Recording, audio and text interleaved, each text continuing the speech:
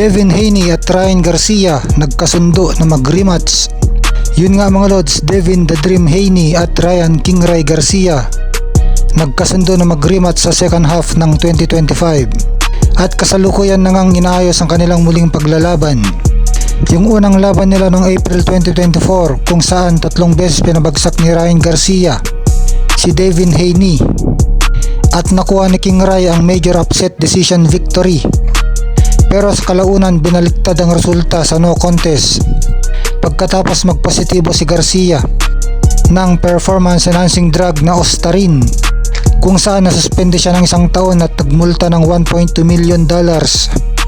Sa April 2025 matatapos ang suspension ni King Ray, kaya tama ang target na rematch nila ay sa second half ng 2025. Nag-overweight si Garcia sa laban nila kaya hindi sinalang noon ang WBC Junior Welterweight na titulo ni Devin Haney. Sa ngayon ay nananatili pa rin unbeaten ang professional record ni Devin Haney at hawak pa rin niya ang world title niya. Samantala, hindi na matutuloy ang nakaplanong laban ni Sebastian Fundora at Errol Spence Jr.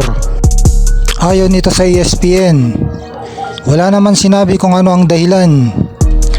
Si Sebastian Fundora na may hawak ng WBC at WBO titles sa 154 pounds ay naghahanap ng bagong kalaban para sa kanyang unang depensa. Kinukonsidera nila si junior middleweight contender Charles Conwell na makakalaban ni Fundora. Si Fundora kilala sa tawag na The Towering Inferno dahil sa tangkad na 6 foot and 5.5 inches na may 80-inch reach. May record na 21 wins, 1 loss at 1 draw with 14 knockouts.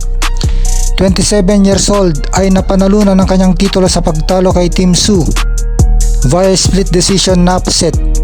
Si Errol Spence Jr. naman, 34 years old, hindi pa muling lumaban buhat nang natalo siya kay Terence Crawford noong June 2023 para sa Undisputed Welterweight Championship.